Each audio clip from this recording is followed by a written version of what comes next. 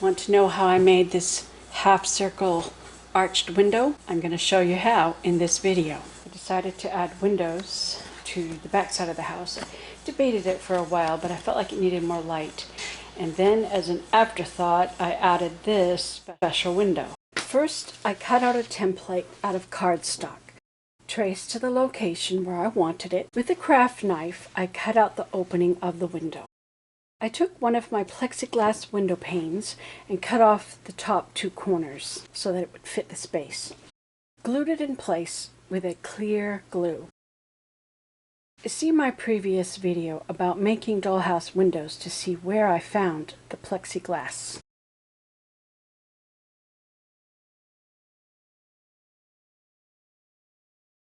I used quilling strips to divide the window into even spaces. It was a bit difficult to hold them all in place. After several attempts, I decided that I should mark on the cardboard where to point the strips. I was trying to make each pane an even space. In afterthought, it may have been easier to do a center vertical spoke and then just divide the two sides, but I didn't think that's how those windows were from memory. Later, I looked at photos and saw that yes, most of these types of windows do have a center straight up and down spoke. Oh well. They're not perfect, but it looks okay. Now it was time to make the outside window frame. Using my template for the window opening, I traced it on cardstock so that I could make a pattern. I sketched the outside dimensions, trying to keep the distance close to the width of all my other window frames. I cut it out with scissors.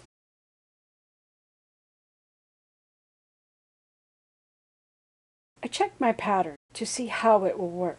I realized that I want to make the window opening just a tad bit smaller so that I won't see the cardboard peeking over the edge. Plus, I know that I'm going to frame around the inside of the window. Probably should have did that first before doing this part.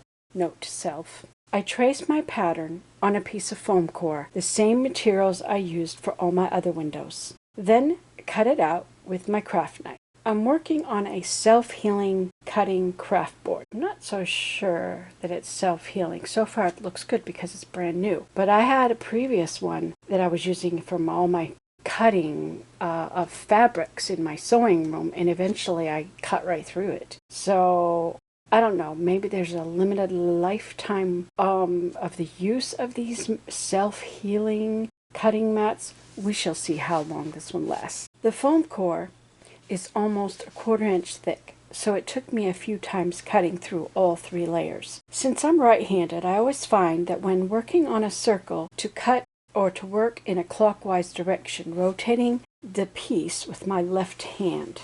For the straight line, I use a ruler to help me. Try to run the blade right along the edge of the ruler. I would not use a plastic ruler for this job because you would definitely cut into your plastic ruler, ruining your straight edge. A metal ruler is best. I want to have a finished edge on the inside thickness of the window frame, so I cut a strip the thickness of the foam core. This strip will hide any imperfections of my cutting on the curve. Once my frame was ready, I applied it with clear glue just in case some glue seeps out when pressed on so that it won't interfere with the transparency of the window. Then I commenced putting up the rest of the siding. I'm not going to show you all of that because the siding will be in a separate future video. But since I am cutting around a half circle window, I will show just a little bit of that process. Each piece is carefully fitted. The siding is made of mat board, which is a material I almost always have on hand for framing artworks.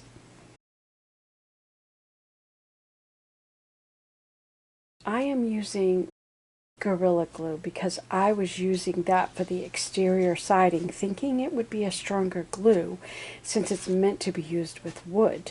I found that this glue was quite sticky.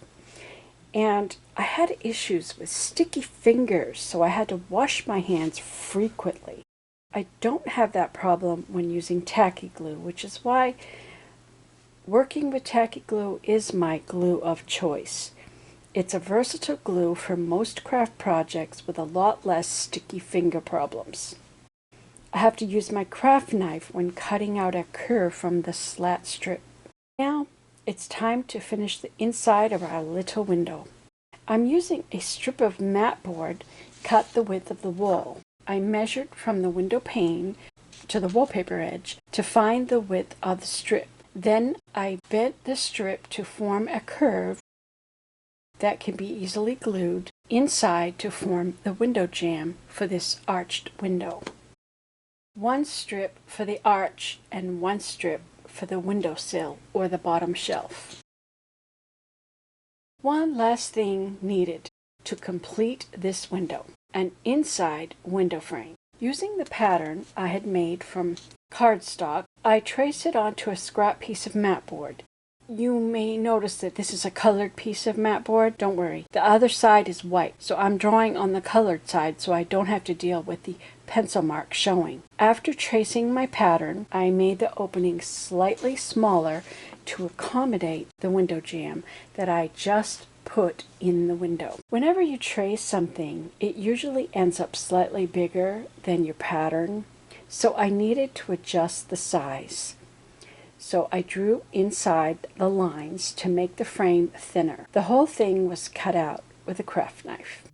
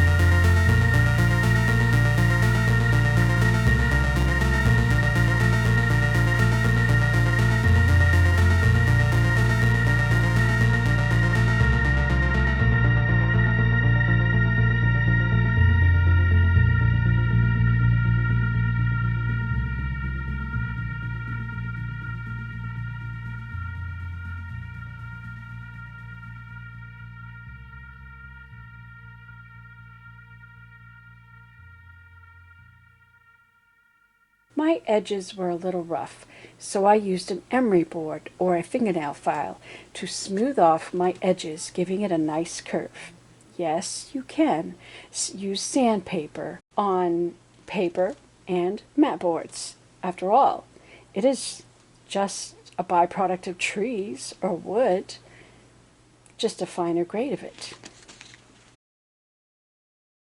Now, my little attic window is complete. So the attic has some daylight in it. I thought about adding dormers, but decided nope, I will do that on my next house. This house was just a trial house for me to learn the tricks of how to build a dollhouse from cardboard and paper products from materials that I already had on hand. I have not spent any money making this house except for the glue. My next two projects on this dollhouse will be creating the stairs and finishing off the roof. Then I will begin making kitchen cabinets and furniture. If you want to see that, please subscribe and hit the notification bell so that you will be alerted by email when I post another video. If you learned something in this video, please hit the thumbs up button because that helps my algorithms.